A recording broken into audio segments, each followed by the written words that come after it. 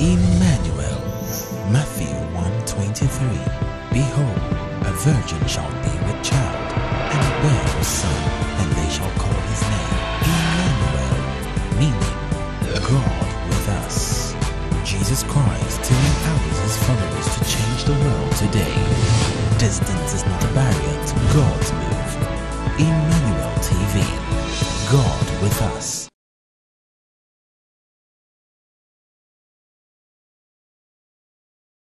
Emmanuel TV, votre chaîne qui édifie votre foi.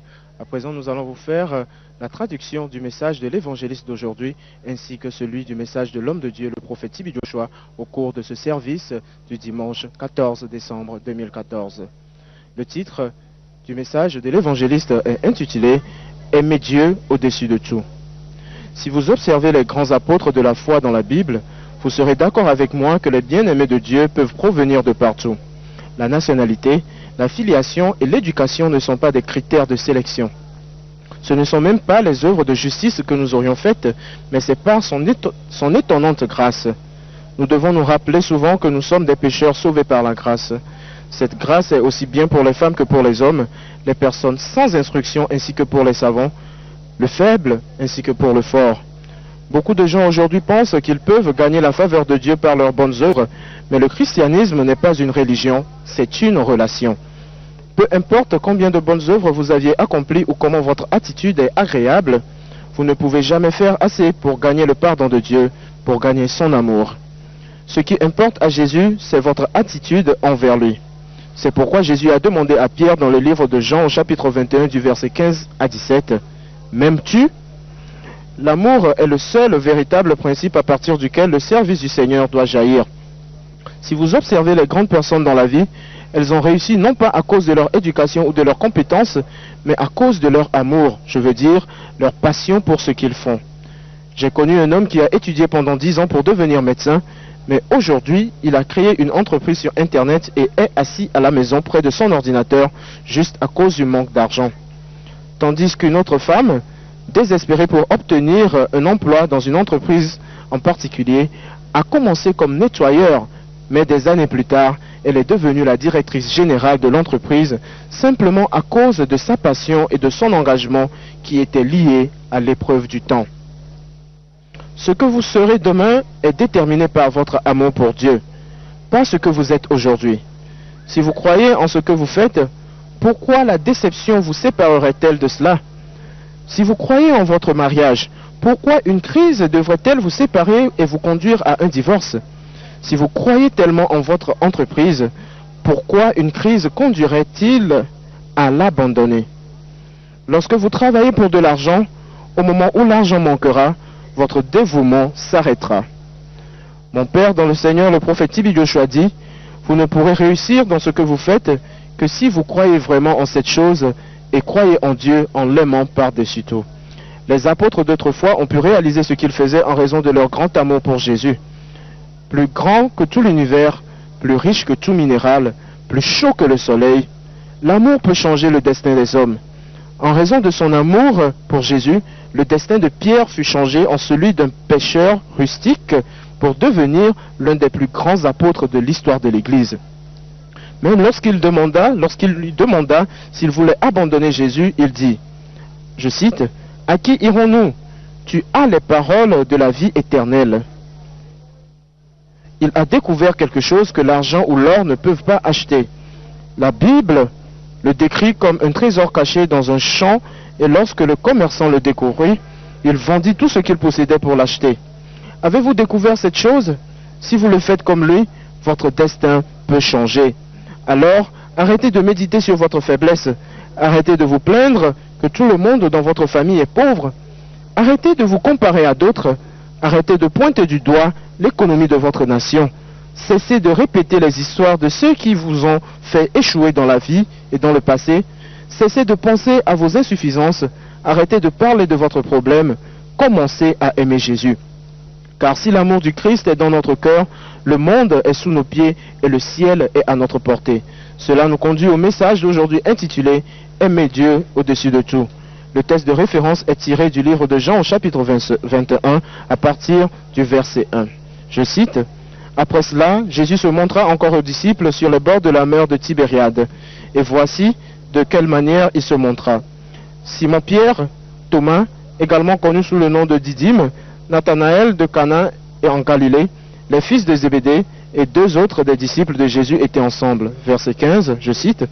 Après qu'ils eurent mangé, Jésus dit à Simon-Pierre, « Simon, fils de Jonas, m'aimes-tu plus que ne m'aiment ceux-ci » Il lui répondit, « Oui, Seigneur, tu sais que je t'aime. » Jésus lui dit, « Paie mes agneaux. » Il lui dit une seconde fois, « Simon, fils de Jonas, m'aimes-tu » Pierre lui répondit, « Oui, Seigneur, tu sais que je t'aime. » Jésus lui dit, « Paie mes brebis. » Il lui dit pour la troisième fois, « Simon, fils de Jonas, m'aimes-tu » Pierre fut attristé de ce qu'il lui avait dit pour la troisième fois, « M'aimes-tu » Et il lui répondit, « Seigneur, tu sais toutes choses, tu sais que je t'aime. » Jésus lui dit, « Paie mes brebis. » Fin de citation.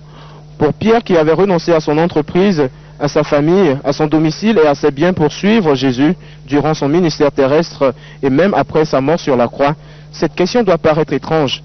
Il répondit, je cite, « Tu sais que je t'aime. » Fin de citation.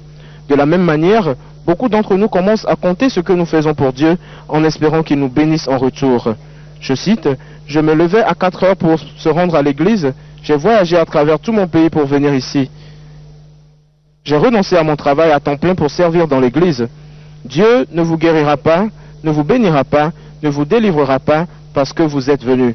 Il vous rencontrera lorsque vous aurez obéi à ce qu'il vous a dit de faire par son esprit basé sur sa parole. Sa parole dit, je cite, « Par ses meurtrissures, nous sommes guéris. » Et c'est écrit dans le livre d'Isaïe au chapitre 53 au verset 5. C'est ça le seul fondement. Nous devrions l'aimer pour ce qu'il est, pas pour ce qu'il nous donne.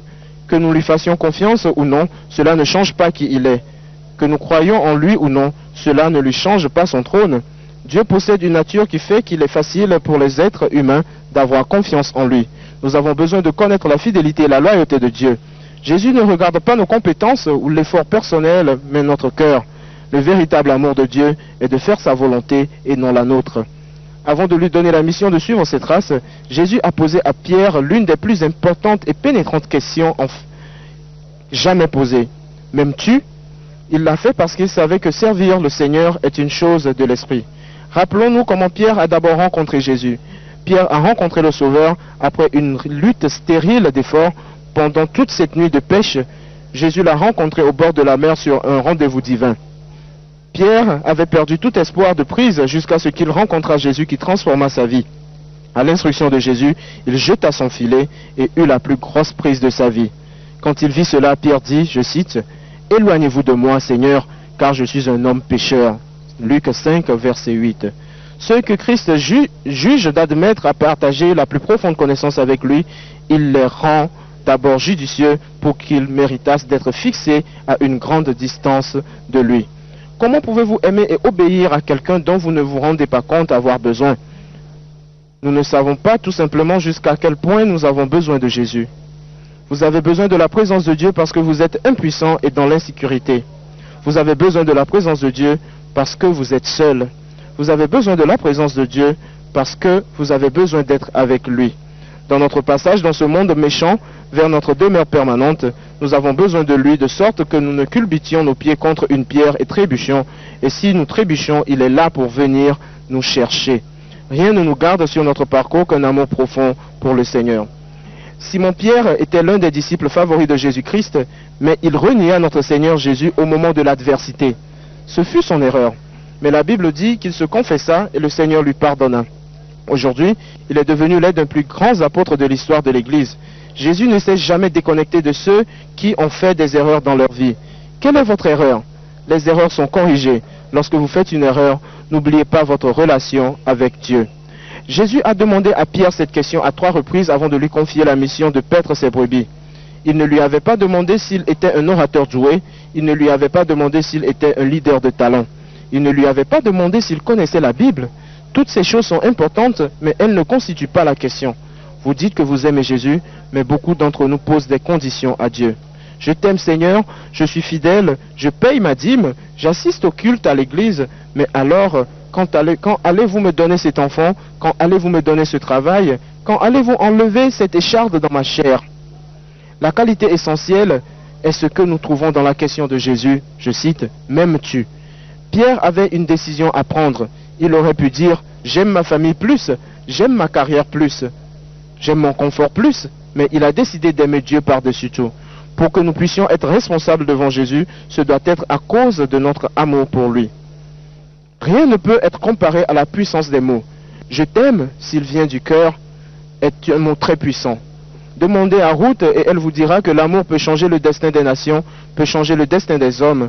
Lorsque Ruth dit à Naomi dans le livre de Ruth au chapitre 1 du verset 16 à 17, je cite, « Où tu iras, j'irai, ton peuple sera mon peuple et ton Dieu sera mon Dieu. » Le destin de sa génération et les générations à venir a été changé. Demandez à Shadrach, Meshach et Abednego et ils vous diront que l'adversité, au lieu de freiner notre amour pour Dieu, augmente la profondeur de notre amour pour le Christ, dont l'amour pour nous surpasse toute intelligence. Quand ils ont tenté de renier leur foi, ils ont dit au roi Nebuchadnezzar, dans Daniel 3 au chapitre 16 à 18, « Même si notre Dieu ne nous sauve pas, nous ne nous prosternerons pas pour vous adorer, ô roi, car notre amour pour Dieu n'est pas mesuré par rapport aux circonstances. » Jésus a rejeté la question afin que le concept soit limpide. « M'aimes-tu » Il voulait que nous sachions ensemble avec Pierre que l'amour est le centre. Lorsque nous aimons, il y a une promesse de Dieu jointe à cet amour. La bonté de Dieu se poursuivra dans tous les domaines de nos vies si nous répondons que nous l'aimons. Commencez par aimer Jésus avant tout. Non seulement l'aimer en parole, mais en acte et en vérité. Si vous regardez votre vie, vous conviendrez avec moi que ce ne sont pas le temps ou les ressources qui vous manquent, mais c'est l'amour. En fait, c'est l'amour de Dieu. Gardez ses commandements. Et ces commandements ne sont pas pénibles. La Bible nous le dit ainsi dans 1 Jean chapitre 5 au verset 3. Aujourd'hui, beaucoup lisent la Bible en fonction de leur propre philosophie de vie. Nous aimons choisir quelques morceaux de la Bible comme notre fondation biblique et nous ignorons ces autres domaines tels que la sainteté, la consécration, le jugement, l'évangélisation et l'amour de Dieu. Quand un expert dans la loi a demandé à Jésus quel était le plus grand commandement, il répondit, « Tu aimeras le Seigneur ton Dieu de tout ton cœur, de toute ton âme et de tout ton esprit. » C'est le premier et le plus grand commandement. Et le second lui est semblable, « Tu aimeras ton prochain comme toi-même. » De ces deux commandements dépendent toute la loi et les prophètes. L'homme riche pensait qu'il aimait Jésus, mais la Bible dit qu'il s'en alla tout triste car il ne pouvait pas abandonner ses biens. Ne pas marcher dans l'amour peut presque fermer notre marche spirituelle avec le Seigneur. L'amour est la force qui définit la foi en œuvre. Dieu dépend beaucoup plus que nous le pensions de notre adaptation à quelque chose d'autre. Il est venu appeler les ennemis à l'amitié et les ignorants à la connaissance. Il est venu pour moi. Jésus a dit dans Luc 4, chapitre versets 18 à 19, que son ministère est dévoué à la cause des perdus, de ceux qui ont le cœur brisé, ceux qui marchent sans direction, ceux qui marchent sans père. Quand nous ne semblons pas entendre ou recevoir de Dieu, nous devrions examiner le cheminement de notre amour. Beaucoup d'entre nous prient, nous espérons, mais la seule chose que nous devons appliquer, c'est l'amour. Il y a seulement 3 choses sur cette terre qui dureront, la foi, l'espérance et l'amour. Puisque l'amour est la plus grande, vous devez faire le plus grand sacrifice, c'est-à-dire donner de votre temps, de votre amour, de votre énergie, de vos efforts, de votre force pour le sauveur de votre âme. Le plus grand amour que vous pouvez montrer à Jésus, c'est l'écouter et obéir à sa parole. C'est grâce à son amour que vous aimez. Par son amour, vous êtes un homme nouveau. Dans son amour, vous avez une vie nouvelle. La bonté, la bénédiction, la faveur, le salut de Dieu continueront à vous inonder si vous répondez en l'aimant par-dessus tout. Mesdames et messieurs, c'était le message de l'évangéliste. Et quant à l'homme de Dieu, le prophète Tibi Joshua, son message était intitulé « Dieu est esprit ». La Bible nous dit dans Jean au chapitre 4 verset 24 que Dieu est esprit et nous devons l'adorer en esprit et en vérité. Si vous priez et que vous n'êtes plus en accord avec l'esprit de Dieu, cette prière n'a pas de valeur, elle est vaine et dépourvue de sens. Avant que la puissance de Dieu n'agisse, elle doit passer par sa parole et par son esprit. La foi dont nous parlons tout le temps, c'est la foi dans les œuvres accomplies de notre Seigneur Jésus-Christ. C'est de nous placer sous la conduite de quelqu'un de plus sage, de plus puissant que nous, avoir confiance en lui pour accomplir toutes choses pour nous. La croyance dans notre cœur veut dire que notre esprit agit selon la parole. L'Esprit de Dieu n'est libéré qu'à la mesure selon laquelle nous honorons et obéissons à sa parole.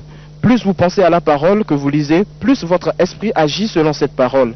La parole devient partie intégrante de vous. vous commencerez par connaître l'opinion de Dieu sur vous-même et aussi cette opinion sur les autres.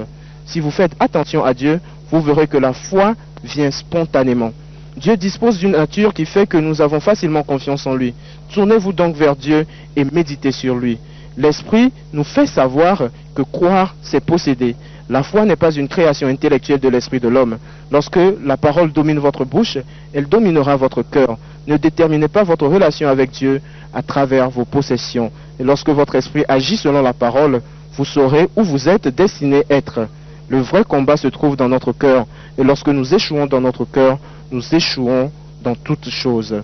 Notre cœur est notre paradis et notre cœur peut être aussi notre enfer. Prenons donc soin de notre cœur, car Dieu y demeure. Mesdames et messieurs, c'était le message d'aujourd'hui de l'évangéliste et aussi de l'homme de Dieu, le prophète Tibi Joshua. Merci de rester toujours connecté avec nous sur Emmanuel Télévision. Vous pouvez continuer par nous suivre sur notre site web qui est le www.emmanuel.tv. Merci pour votre attention. Bonjour chez vous et que Dieu vous bénisse dans le nom de Jésus.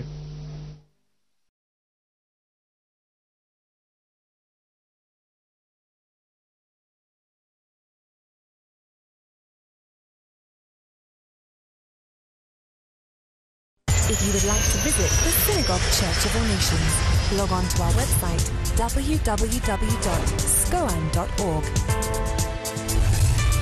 Go to the Visit Us page, and for those from within Nigeria, you can call the 3 visit lines that appear on the website. For those from outside Nigeria, there are some frequently asked questions that will assist you in your visit procedure.